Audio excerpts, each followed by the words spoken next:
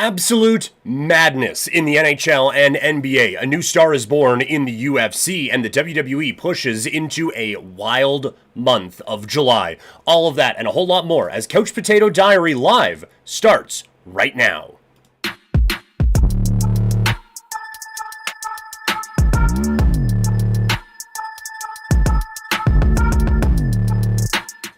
Welcome everyone to Couch Potato Diary. Happy Wednesday. My name is Peter Klein. Thank you very much for hanging out with us today.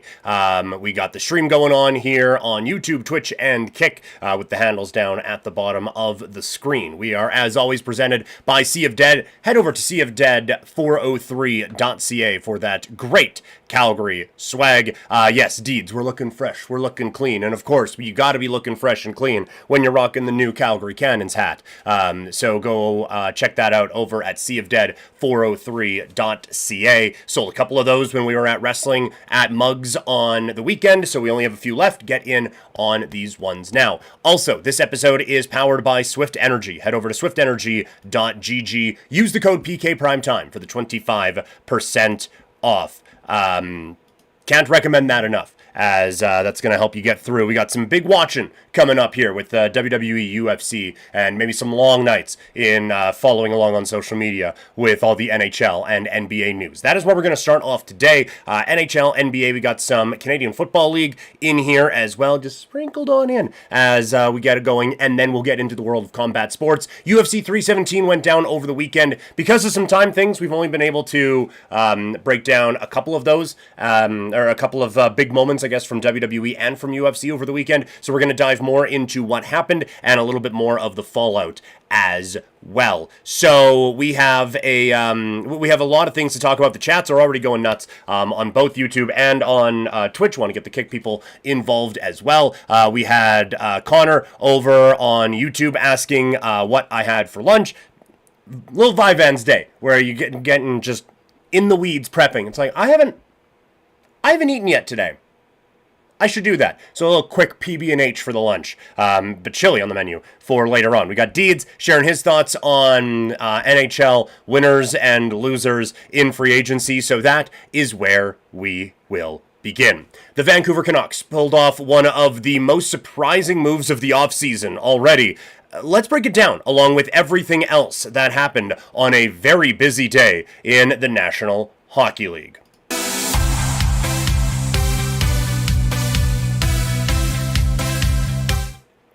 The Vancouver Canucks did something that no one thought they would do.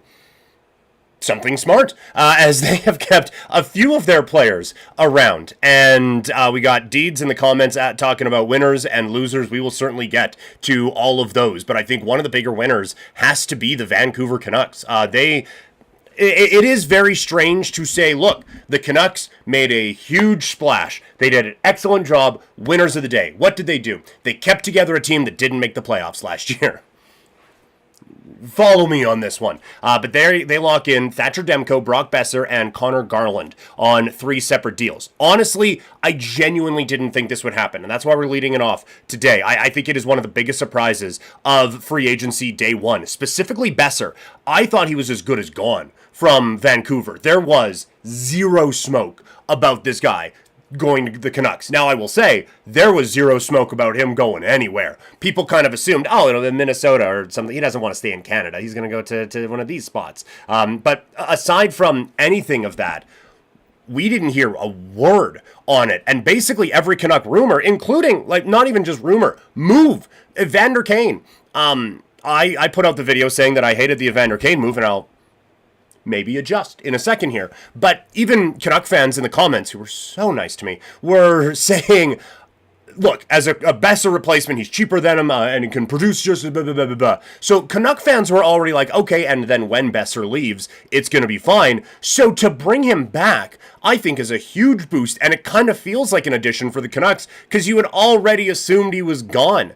And it is not just that, but it's not even at an overpayment. It is a very reasonable contract for Brock Boeser to be brought in at. I am so surprised when you are looking at the desperation of some of the teams that are in the NHL right now, to not be able to match 7 at 7.25 for that dude, I am genuinely stunned. Like for Anaheim, we keep hearing about the big splashes they were going to make. They go 3x7 for Mikael Granlund.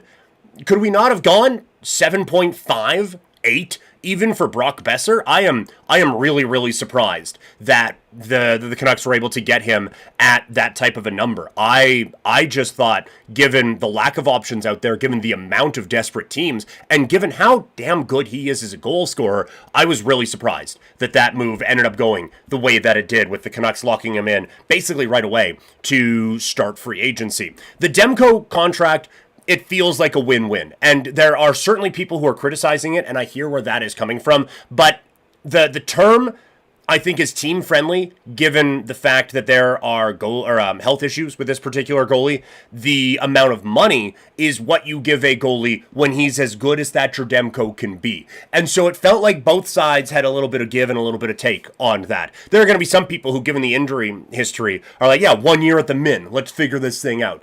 But that's obviously not going to work. You know how good when this guy is at the peak of his powers, he steals playoff series. Not just games, not periods, not wins, no. Playoff series is the type of goalie that we are talking about here in Thatcher Demko. But he's been hurt. And the injuries that he has and has sustained don't really seem like they're going to get a whole lot better all the time, right? Like it seems like it is going to be a perpetual oh, he's good. Okay, great. With Demko. But if you get even close to what you should be able to get out of this guy, then you have a foundational goaltending piece that everyone is in search of right now. So I think this is a great move for the Canucks. If there are injury problems, you can LTIR it and send it off into space for a couple of years, and then he's gone. So I think this works for Vancouver. And then Garland, it's a good turnaround in Vancouver. He went from being a throw-in in the OEL trade to being a pretty consistent middle six scoring threat. I do think 6x6 is a touch of an overpay, but like on both parts of it, I think it's too long and too much. But I also think that there is a very good player in there, and I think one that is a pretty strong piece of what the Canucks are looking to do. These moves do make the Kane move a little bit more tolerable. He's not just the Boeser replacement now. I would still rather not have that guy on my team. Like that is where that came down to. And Canuck fans in the comments of that video trying to justify this, that, and the other thing, fine. I just don't want that guy on my hockey team. That is ultimately what it comes down to. And the fact that Edmonton, I thought, was going to have to attach something to get out of that contract, and you kind of bail them out for admittedly not a lot, I was really quite surprised by. So I still wouldn't want it, but you are hoping that he replaces JT Miller on the ice. And the part that I'm worried about is he might be replacing him off of it. But if you are able to get the JT Miller that we have at home for that price, I think that is a very good swing for the Canucks to take. So I've softened my stance on it a little bit, but I'm not still overly thrilled with it. But now you look at this Canucks team, and they're actually pretty solid. It all comes down to EP40 in the middle, Elias Pettersson.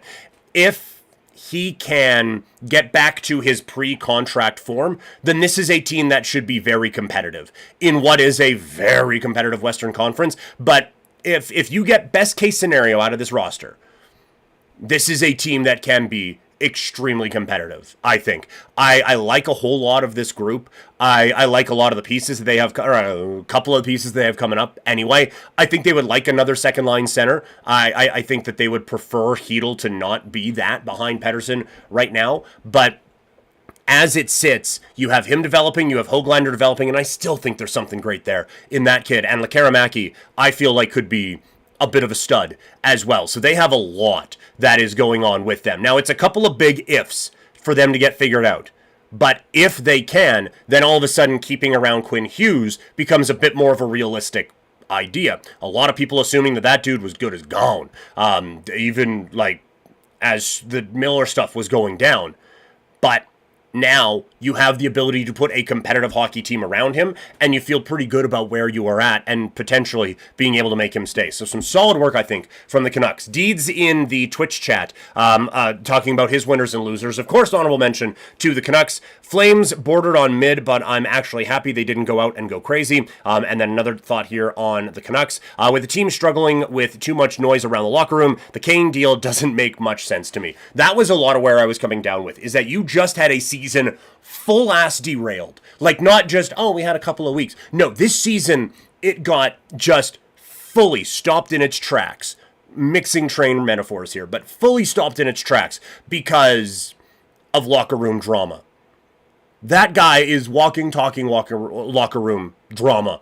And so I wouldn't have invited it into a situation I'm trying to have be a little bit more sturdy going into next season. But we'll see what they are able to do. But I certainly would agree with you on that one. The other part of this is I think that this makes the waiting game for Ehlers pay off immensely, because there was a whole lot of teams that at least one of them was going to get Boeser, and now they are not. And now Ehlers is the last chair available, and the music's about to stop. So all of a sudden, that market, I think, skyrockets for Nikolai Ehlers, as he is able to go out and really kind of pick his spot and pick his price with a number of different options that could be available to him. Let's go to the chat over on Twitch. Again, if you are watching this later or listening in podcast form, we do these live, twitch.tv/primetimepk, youtube.com/@couchpotatodiary, and kick.com/primetimepk.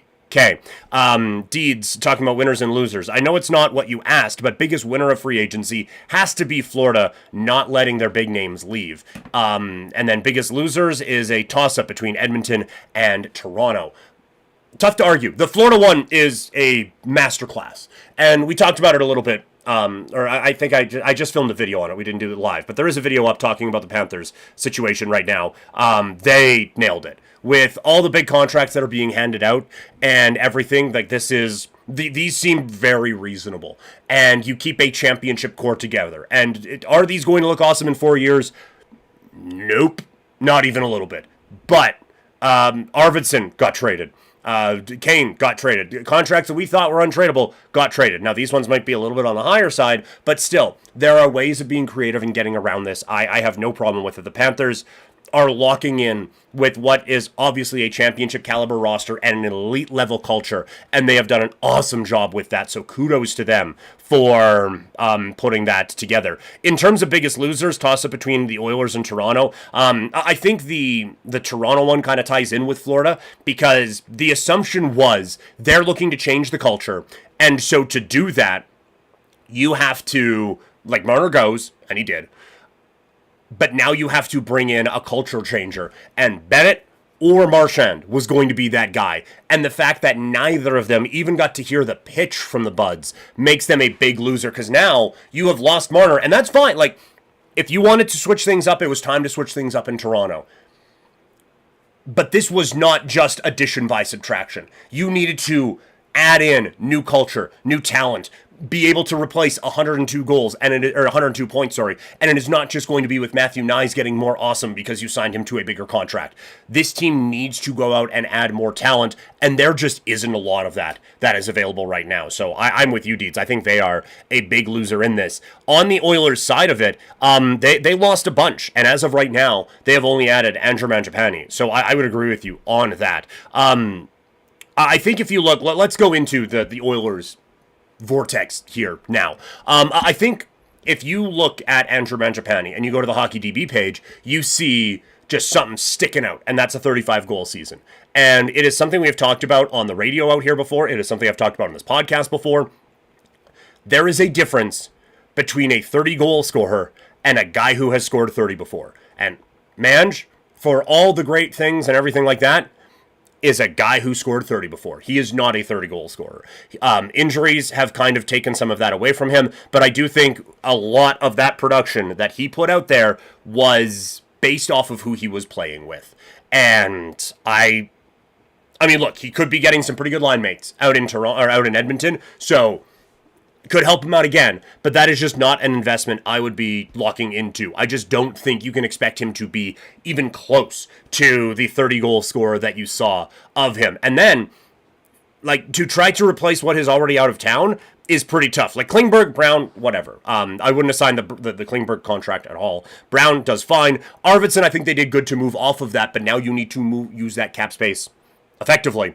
And I don't know if Mangiapane is the way to do that necessarily. Like, I don't even think he is a proper Connor Brown replacement, to just be perfectly frank with you. But the Perry one's a real loss, I think. I thought he was excellent in the playoffs, filling in for Hyman. And I am not one to sing the praises of Corey Perry, although admittedly, I might a little bit more now, just because the jersey's different. But I think he was very good. When Hyman went down, it was one of the reasons why I pushed back on, Hyman's out, so the Oilers are screwed. It's like, man, they're getting a pretty good Zach Hyman performance out of Corey Perry.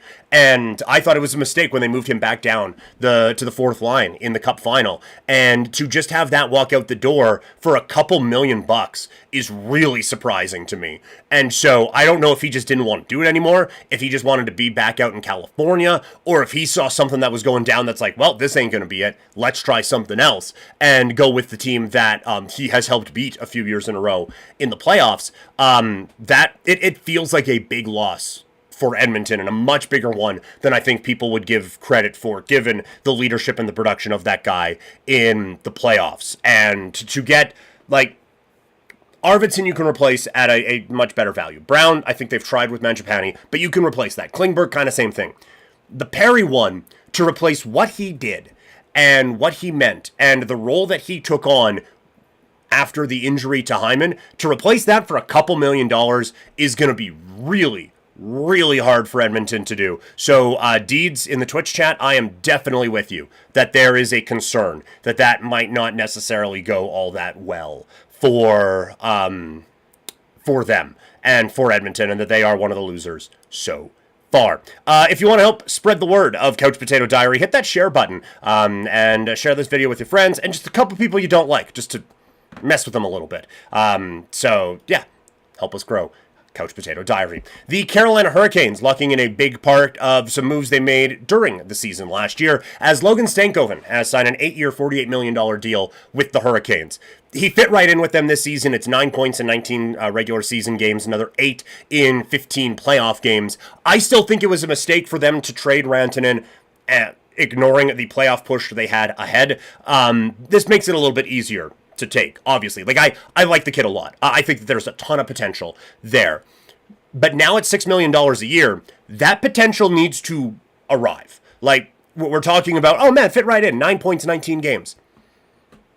That ratio, that ain't going to work for $6 million a year. That needs to be tightened up. That we need to now get more production out of this kid. And I think he will get there, but now he has to, given that cap hit.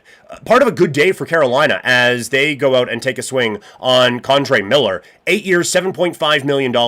Again, I think that we are paying for absolute best case scenario here and not baking in any, well, maybe he won't be that good insurance into this, but still I think a talented defenseman and a great spot for him to go, with Carolina being a team that has certainly maximized their minutes when it comes to young defensemen in the National Hockey League. So I think it's a great spot for him. I think it is a good swing to take for Carolina, and they are able to get this done without having to go down the offer sheet route and be able to put some conditions on firsts and just add it a little bit more. So I think they did a good job with the Condre Miller move here for them. And I was wondering, like, where is the better coming from? If that ends up just being like an Orlov replacement or a Burns replacement, I don't think it's that bad. And locking in Stankoven now, get him into your system for a full year, I think that will help out as well. I don't think they're close to the Panthers, but I think these things will help them. Anyway, we mentioned before, Corey Perry goes to the LA Kings. I think it was a good move. I think it was their best move of the day. I don't think it offsets how bad some of the other moves are that they made. So they were busy as they bring in Perry, Joel Armia, Brian Dumoulin, Cody Ceci, and Anton Forsberg. Like I said, I think the Perry deal is a good one. I think when you look at the production that he was able to provide when Hyman goes out of the lineup, when you look at the veteran leadership and all of those things, you are comfortable. If they have to go a couple of weeks with Kuzmenko, Kopitar, and Perry as their top line, cool. Yeah, he'll fit. It'll be okay. Defensively, I mean, maybe you want Kopitar in a better spot, but you know what I mean. Like, you can put him in a top 6 role and you'll feel okay. He will probably spend most of the season in a 4th line role, and that's okay too. I just think he fits what they are doing. I think Armia is a pretty good one as well. Like, I like him a lot as a player, and I think in a 3rd line role on the Kings, that works very effectively. And Forsberg as a backup goalie is totally fine. Now the other ones. Dumoulin and Ceci, I don't get it. I don't see this at all. Ceci is proven to be a liability on the defensive side and has shown that time and time again in playoff after playoff. And I don't know if he just has pictures on everyone in the league or what it is. Like, I would genuinely love to sit someone down and just ask, like, what am I not seeing? Because at this point, I'm assuming it's a me problem. Because I think he is just wretched as a defenseman. I think any pairing he gets put on immediately takes a step back from what that other player was doing before. And, I mean, maybe there is a little bit of bad marketing in that, because a lot of people blamed him for Darnell Nurse's issues, and I think we saw in the postseason maybe Darnell Nurse's issues are just Darnell Nurse's issues and not Cody Ceci's, but still, he's just not good. And to give him 4.5 is insane. And Dumoulin, like, that signing came across, and the first reaction is, oh, he's in the league still.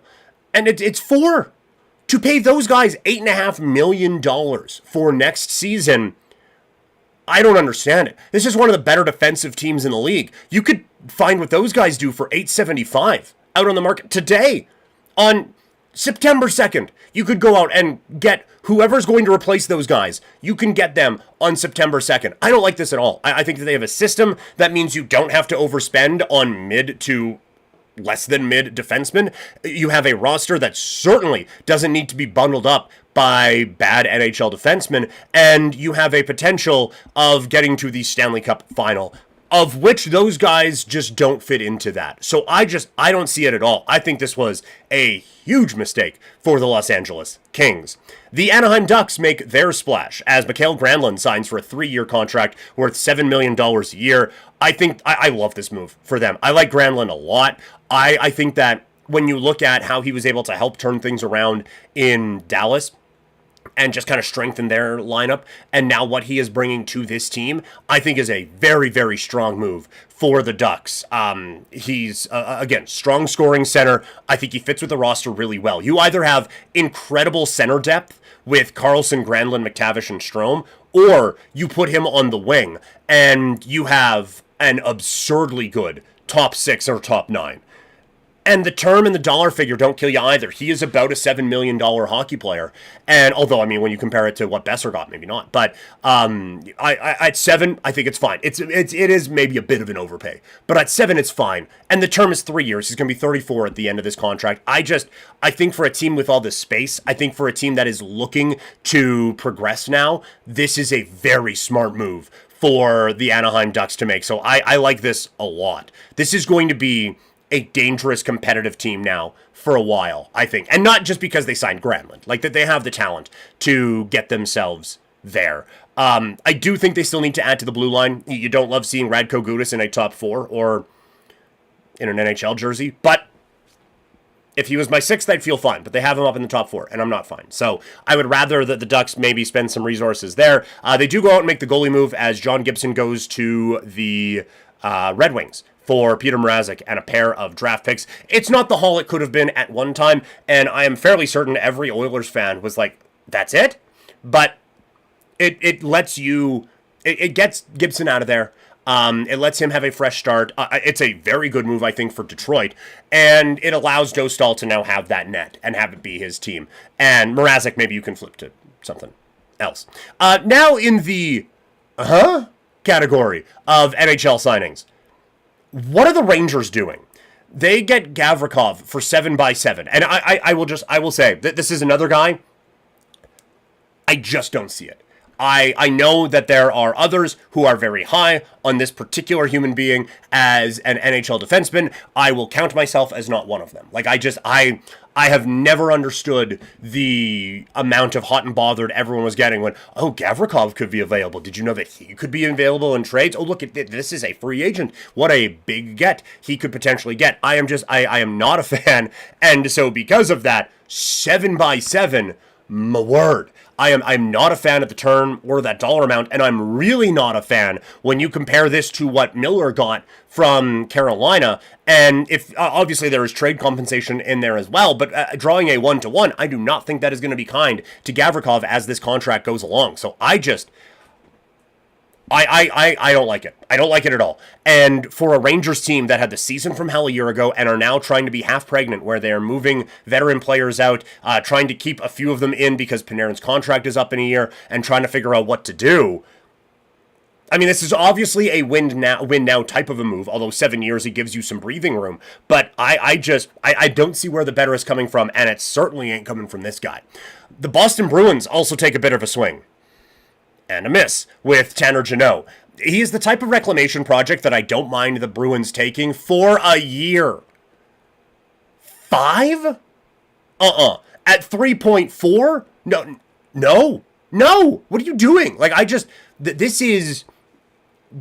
I was going to say that you are banking on best case scenario here. I don't think that's entirely accurate. I still think that there is a range of outcomes where this kid finds it and turns into something actually pretty good. But I'm not willing to bet it for 5 years on it unless you have the scout who saw that, oh no, there's actually superstar potential in there. He just hasn't. Then okay, but no, it hasn't shown at any point that a 5-year commitment is the thing that you want to be doing with this team. And spare me with the cap's going up nonsense. That is going to be, like, how do we not learn from any of these things? How have we not seen in any sport where there's a salary cap, when the cap goes up and bad contracts are justified exclusively with, well, the cap's going up, how many of those teams end up regretting?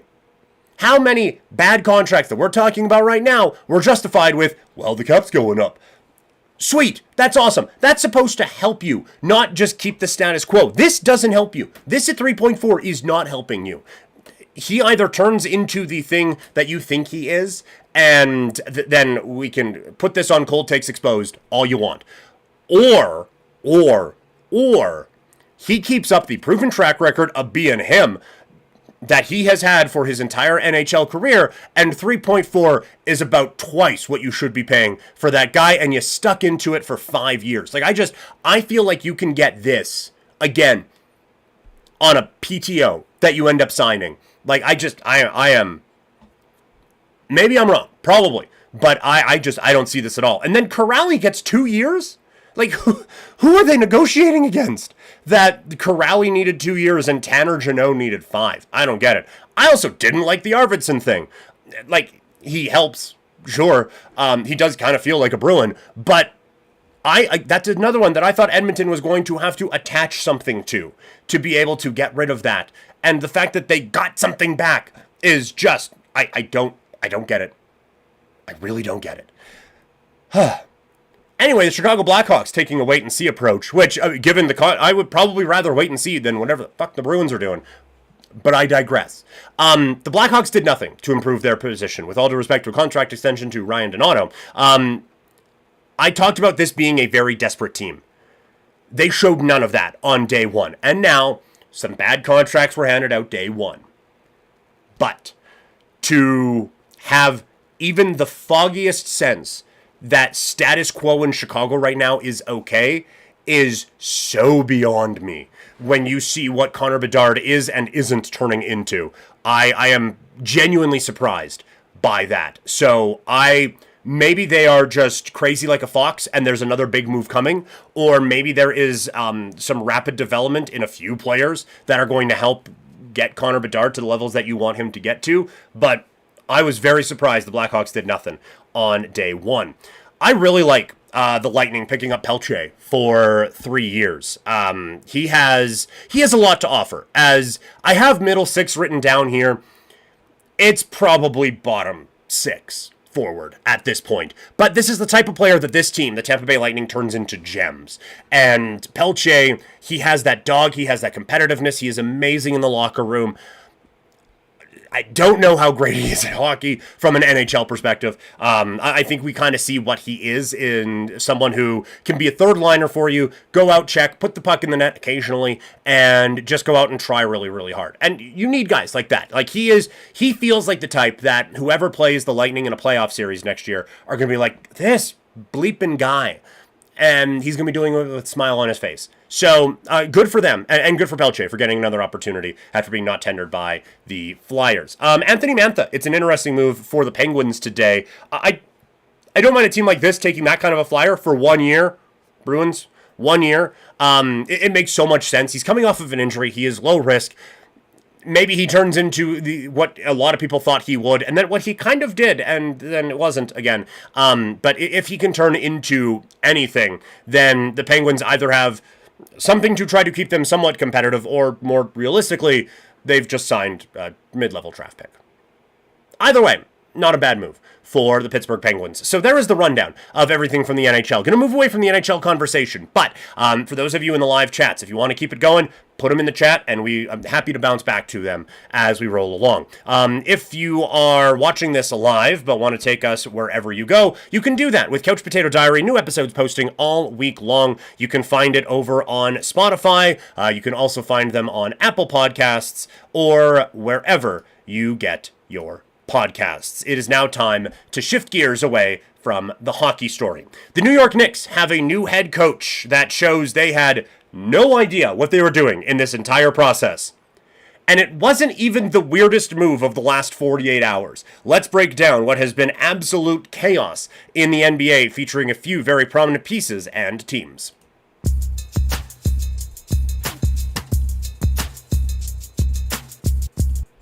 The New York Knicks have a new head coach. The big news of the day is that Mike Brown is on his way to the Mecca. He is going to be the new coach of the New York Knicks. And look, I think Mike Brown is actually an all right coach. I think he's getting maybe a little bit more grief than his coaching abilities would deserve.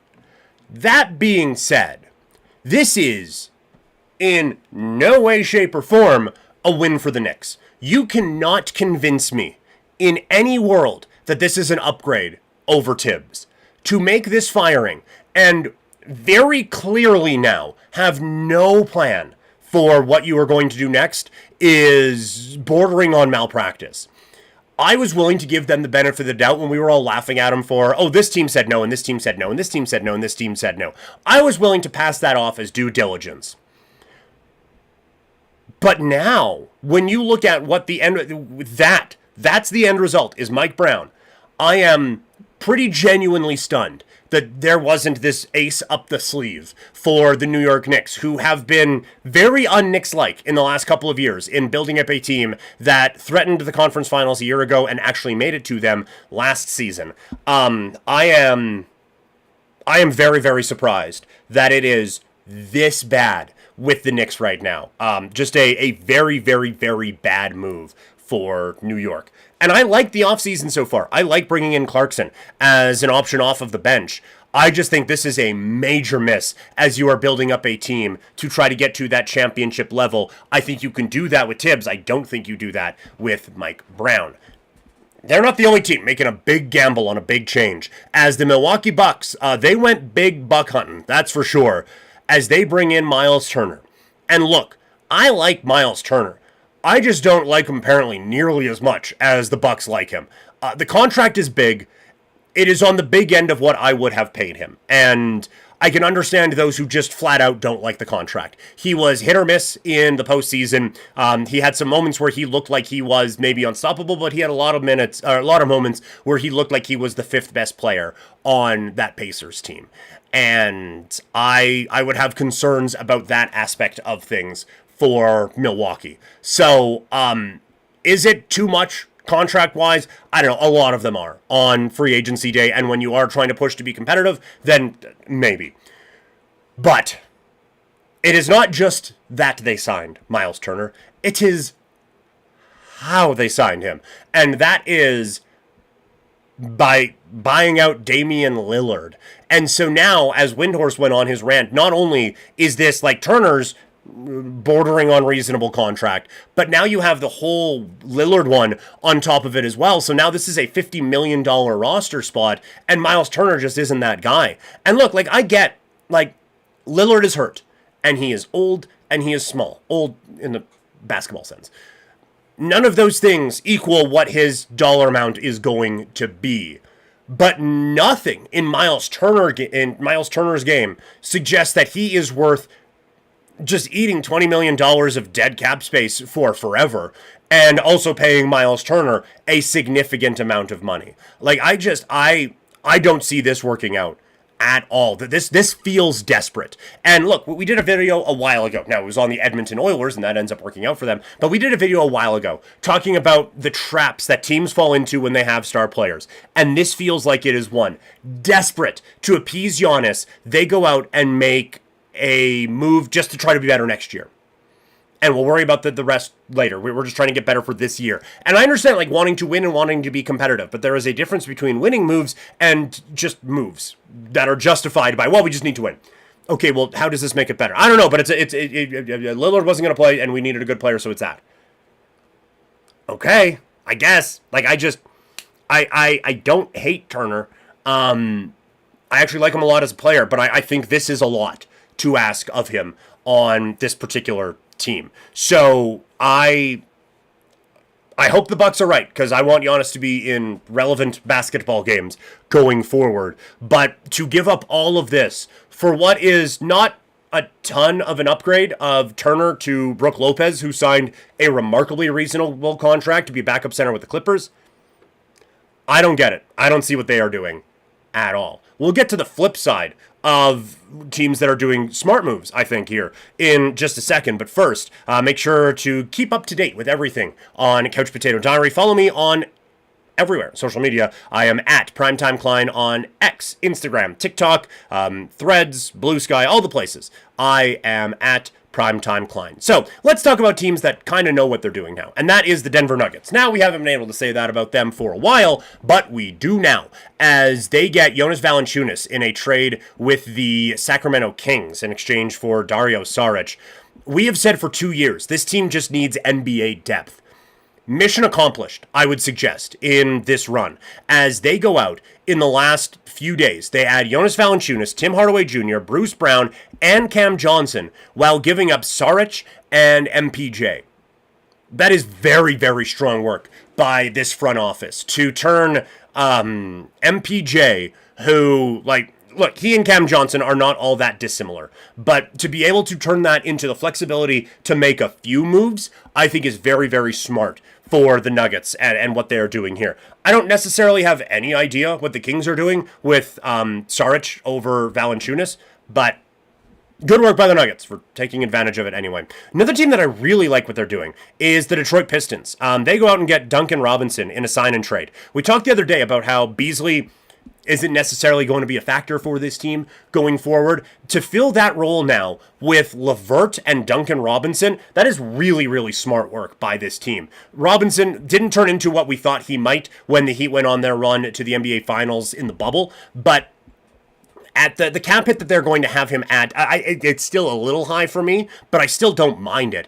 And they have now really solidified quite a bit of depth scoring. And not that Robinson is this great creator of his own shots, but LeVert kind of needs the ball a lot, but is good with it in his hands, so that they can take some of the pressure off of Cade Cunningham as well. I think that the Pistons have had a really good offseason so far, when it could have been a bit of a disaster given the whole Beasley situation. So some really good work from the Pistons as the offseason rolls on. We are going to move past the basketball conversation now, but again, if you have any basketball thoughts, make sure you throw them in the chat and we can circle back to the conversations later. But now let's move to Canadian football. Injuries are causing problems across the CFL. So how much of a week of upsets, how much did that affect the Canadian Football League power rankings? Well, I'll tell you.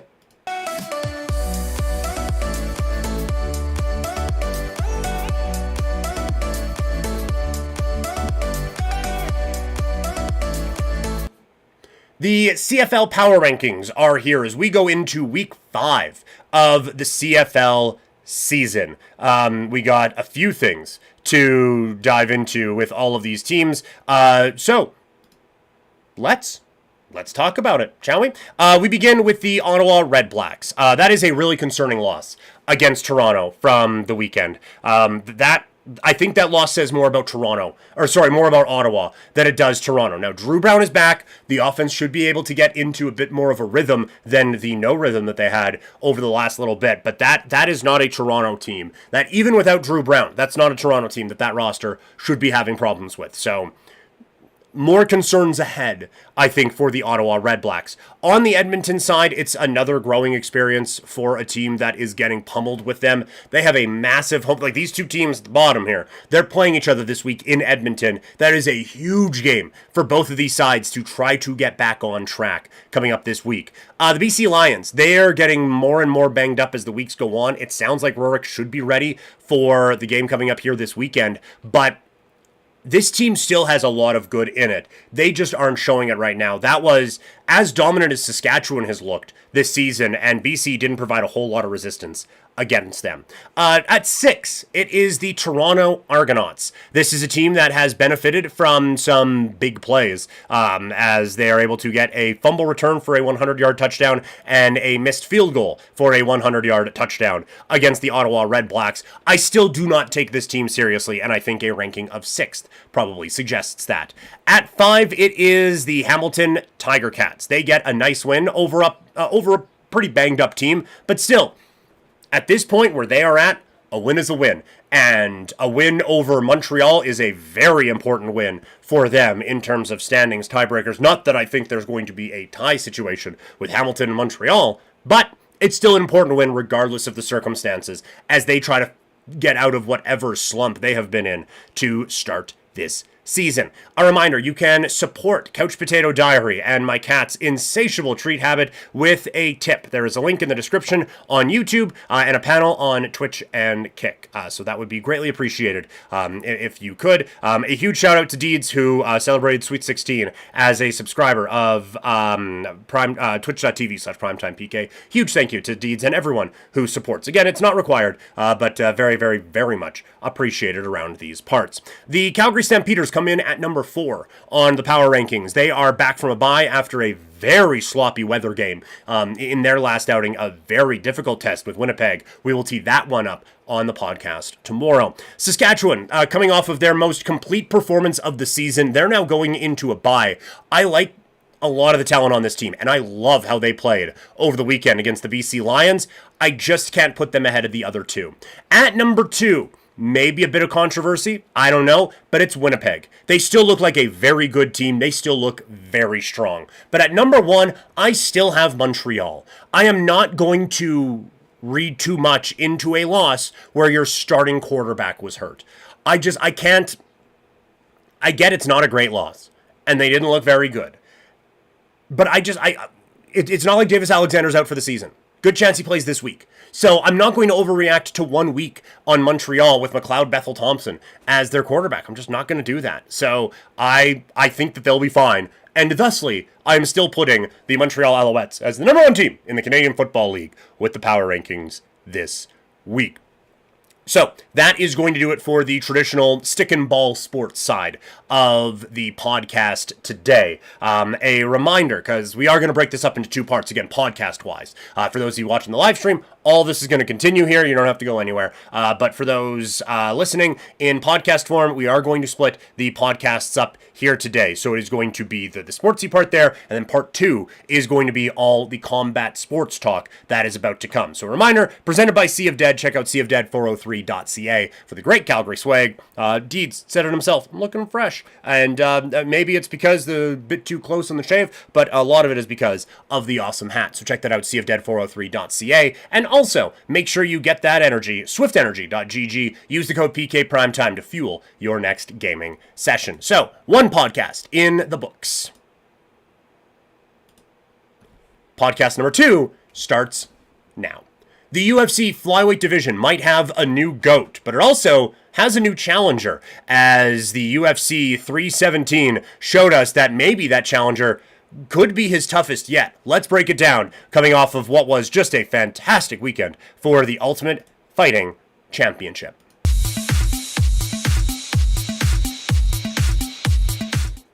The UFC needed a weekend like this in a real bad way, as UFC 317 on International Fight Week delivered and then some. We have been critical about the Ultimate Fighting Championship, and in a number of different senses. This one they delivered on. Now, just a quick note, if you're looking for an Ilya Topuria breakdown, I did that video already. It is in a different spot, so if you're watching this later, it is going to be there. But watch to the end of this one, because we got good breakdowns of the two big flyweight stories that came from UFC 317, as Alexandre Pantoja does it again. A third-round submission win over Kai Kara France sets the record in the flyweight division for most sub finishes, most subs, most finishes, and most wins in UFC flyweight history. He is just so far ahead of everyone in this division right now. And I said it in the previews leading up to it. I don't think there is anyone in the UFC who is further ahead of their challengers than Pantoja is right now. He is just on another level, and that was on display here as he whooped that ass of Kai Kara France up and down Las Vegas on Saturday night. I also think you can now at least start the conversation of him closing in on Demetrius Johnson. Now, it is easy to get caught up in the records and everything like that because, okay, well, he's past DJ, and he maybe has a bit of a further step ahead on these guys than Demetrius Johnson even had. And DJ, like, this is the closest anyone has come to this level of dominance since DJ, and no one has come close. I do think, on sober second look, now that we've had a couple days to just cleansing deep breaths and all of that, it's still DJ. It is not Pantoja yet. Could he get there? I don't know. I don't know if that competition is coming. I mean, we'll talk about the competition that's coming in a second, and maybe this helps. But I still think when you look at the quality of the fighters that Demetrius Johnson beat, and put it side by side against Pantoja, that there isn't a Benavidez on that resume for Pantoja. There isn't a Cejudo on the resume for Pantoja. There isn't those high level of guys. He's beating all the challengers. Like all he is doing is all he can do at this point. Like, none of this is a criticism of him. It is tough to put him over Demetrius Johnson at this point when you look at the quality of the competition that they faced. Now, maybe the volume will just get so overwhelming at some point, but in terms of this division, it is tough to make a case that it is not DJ right now. But there is no chance that anyone else is a close second at this point at flyweight to Pantoja. Excellent work for him. On the other side, Kai Kara France, this is a tough one. It feels like it was too much too soon after a couple of losses, and just kind of shows where the division is at in terms of challengers, because he gets this because he beat a guy who was the number one contender, who shouldn't have been the number one contender. And so we talked about it last week, where it's just this domino of, well, we don't really have challengers, so we'll put this guy in. Oh, well, turns out he wasn't a challenger. But then he lost to another guy, and they go, well, look at this, he was a title challenger. It's like, yes, but, and now, you have to keep your champion, especially one this good, as active as possible. And I think it was great to give him this kind of a showcase on International Fight Week. But it was so clear that Pantoja was miles ahead of Kai Kara France. So, I don't think this is the end of the line for KKF in the same way I think it is for Oliveira. But I think that he really is hoping. I was going to say he's hoping that Van can beat him. We'll talk about Van in a second. But even then, like, I think he is obviously, like, he is not on the level of Pantoja.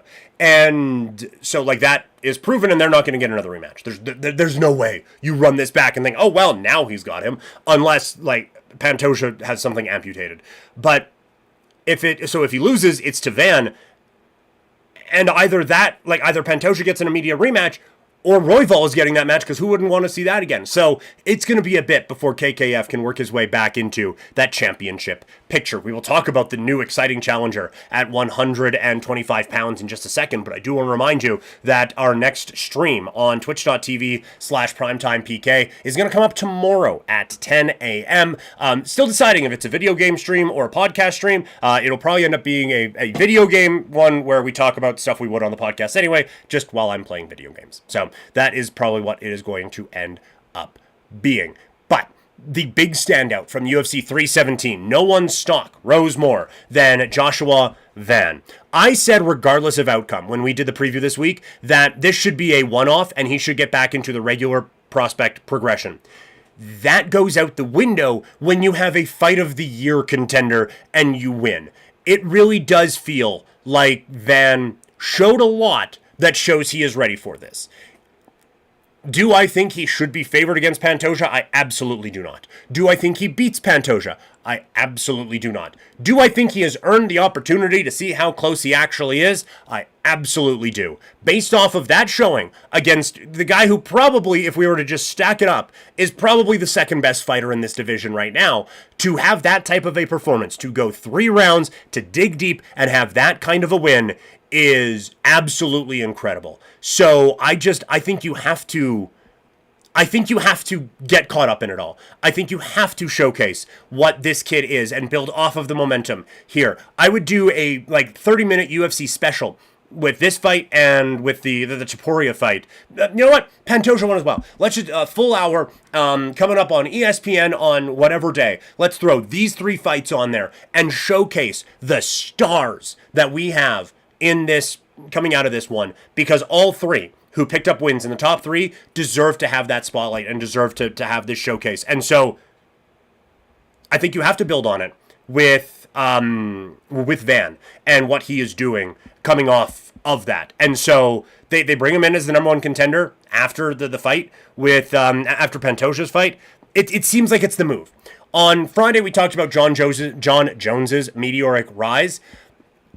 Sometimes you just have something special and you have to capitalize on it. I don't think that we're talking about the next John Jones, but I do not know how you look at this kid in the eye. I don't know how you go to the UFC public and say, okay, look, he just had a fight of the year contender against a very high up challenger who was probably next if he would have won this fight to challenge for the title. And yes, he had an amazing fight and he won that.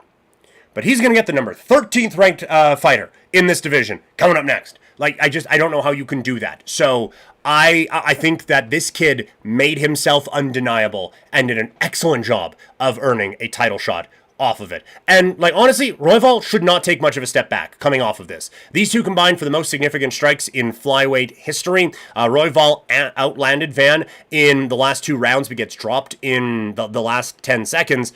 He has to be hoping that Van gets the win over Pantoja, because I would assume he gets a win in his next fight. He is next in line for a title shot against Van if Van is able to pull that off. And look, even if Van loses, you can just run this one back and have a whole lot of fun. Royval has kept himself relevant even in what is a surprising defeat. This is the type of performance that people get excited about a couple of fighters for. And this is the type of performance where if the UFC still had their fastball, they would be able to capitalize on this immensely. Like I said, I would put all 3 of these fights up for free on YouTube. I would have this fight have a UFC 317 special on ESPN, and wherever I land in my TV deal, I'm throwing up, if it's Netflix, if it's Amazon, if it's still ESPN, whatever, I am making sure as many eyeballs see these fights as possible, and these guys get in front of as many people as we can get them in front of, so we can build off of these stars that these guys seem to be coming out of UFC 317. So, a couple fantastic showings at UFC 317, but was it enough for Topuria and Pantoja to move up the rankings? Let's find out as we unveil the updated UFC pound-for-pound rankings on the men's side.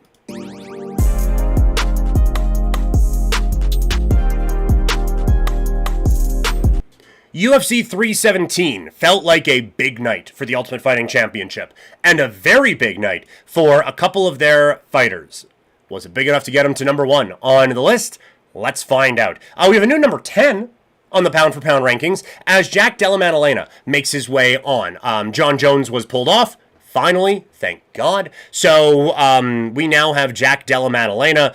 I think the welterweight champion deserves to be on the list, even if the resume doesn't necessarily scream pound-for-pound greatness for JDM.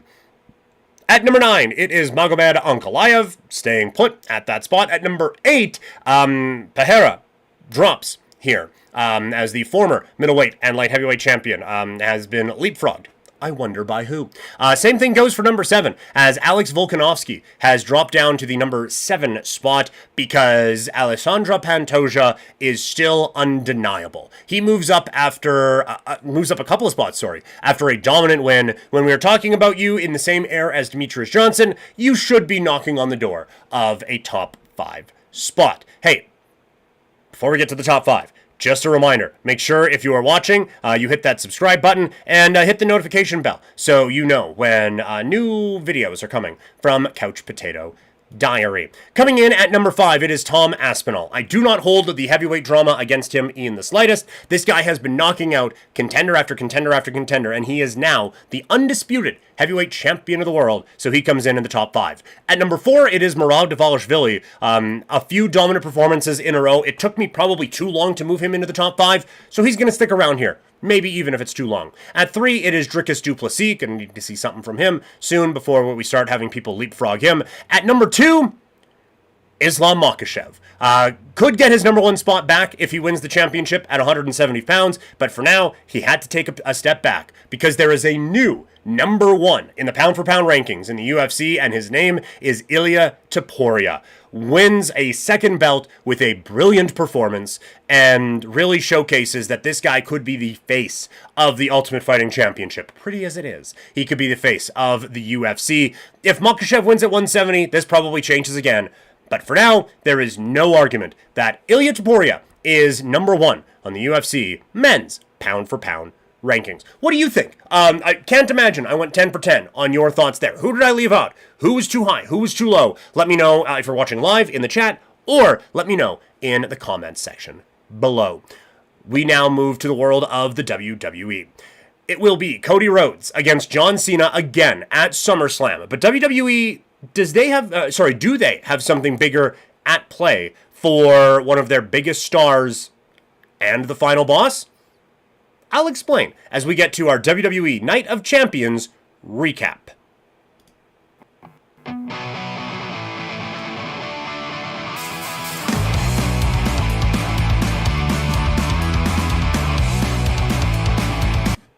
So, WWE Night of Champions is now in the books, and I think there's a few intriguing ways we can go coming out of this. Let's start at the top. By the way, already broke down the main event. John Cena against CM Punk. If you're looking for that breakdown, just watch. Watch this one first, and then it'll probably pop up as a playlist.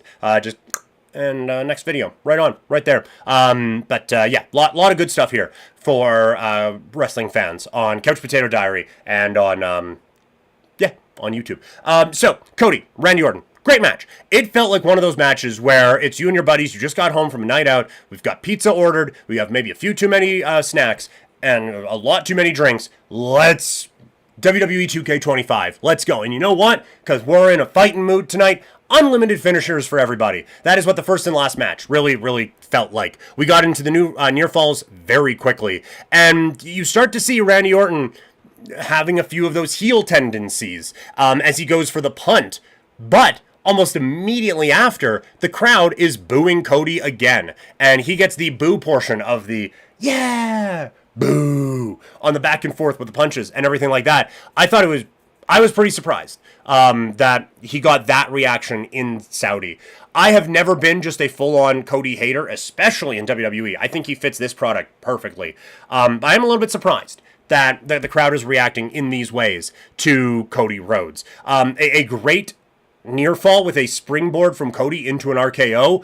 I was very confident that Cody was going to win this match. That near fall still got me. And that's all you want from one of these matches, is make me believe that the guy who I assume is going to win isn't going to win for 2 seconds, and you got me. And they did. Excellent work there with that. Randy gets the crowd back behind Cody as he takes the turnbuckle off, and then Cody shows what he didn't against John Cena. And that's where I think a little bit of the intrigue comes. Because against Cena at WrestleMania, he had a chance to use the belt, and he didn't. And then Cena, boom, and 1, 2, 3, we got a new champion in one of the more underwhelming WrestleManias of all time. Fast forward now to this, and Cody Rhodes is like, fuck your feelings, and throws this dude right into that exposed turnbuckle that has been presented to him. He then hits a boom, and look at that, we have a new number 1 contender and a new king in the WWE, and his name is Cody. So, I think it is an interesting match, and I think we have a very interesting direction that we can go with now with this. I think that they have done a pretty good job of like addressing Cody, beating fan favorites, doing all these things, and maybe having people go against him, and he's kind of justifying the boos in that way. But I still go back to when he was doing the "Are you my friend?" with CM Punk thing, and talking about the weight of the championship, and all his friends stabbing him in the back. And then he lost the championship. And who has been there for him? Jay, I guess, but he had to beat all of his friends to get back to the number one contender spot. All these guys were trying to stand in his way and take this thing from him, this thing that meant so much to him. So why would I have friends? Why wouldn't I now sell my soul to The Rock and go get my championship back? So I think he's selling his soul at SummerSlam. I think we get the double turn. Look, it's kind of happening anyway, just organically. People are booing him and cheering Cena. So it's happening already. And so I think, why not roll with it? Do the double turn at SummerSlam. Let the fans who want to boo Cody. Let the fans who want to cheer Cena in the last half of his return, cheer. And we can do the burr, burr, burr, and he's going to have the big lights and everything like that, and it's all going to be fun. Let's do it. Let's have this switch at SummerSlam. Cody aligns with the final boss, The Rock. We actually get some story out of this damn thing, and we move forward with that. Cena turns into the ultimate babyface, and we progress in some way, shape, or form. I think it is right there, and I think it makes a lot of sense, and I think it's going to make a lot more sense as we go along. Kind of running out of battery power actually on this today, and I can see that we're lagging, so gonna kind of rapid fire through a few more things on the show. Raquel Rodriguez against Rhea Ripley in a street fight. I thought these two have very good chemistry, and I think they have a history that you can just boom quickly build into a forever rivalry right away. It's forever rivals with good chemistry. I love that. Quick note, having Raquel be Big Mommy Cool, awesome. Love the nickname. 10 out of 10. No notes. I thought a really creative night of offense for both competitors in this one. I think to see Rhea's hung up in the ropes, a la Andre the Giant, and it's just ba-boom, ba-boom, ba-boom with kendo stick. I thought that was interesting. I think to keep the steps up on the thing a couple of times and have a big move out of those, I thought was, again, very creative with all of that. And then you have Rhea using the Razor's Edge, a nice little callback to the Terror Twins. Awful name. Really fun team. So happy to see that we kind of had that. You have Roxy come out to help. I think that was good. I think it really ties into the story, and we get the progression, I guess, of that on Monday Night Raw. So overall, you get a big finish with Rhea hitting the Riptide off of the table platform and the win. I just thought this was a really creative street fight with a lot of very fun moments in it. For more pro wrestling talk, subscribe to Living Room Lariat, the new wrestling podcast from Couch Potato Diary. If this wrestling talk isn't enough for you, there's a lot on that one. We have all the wrestling from Couch Potato Diary in one spot. So if you don't want to sit through the other sports stuff, not a lot of wrestling fans do. I get it. That is fine. So it is all going to be in one spot every Friday for you, with some podcast exclusive that you won't get on the flagship Couch Potato Diary. So make sure you check that out. Pretty sure it's available where most podcasts are now. You can go get Living Room Lariat. Karrion Kross against Sami Zayn. The crowd not into this one at all.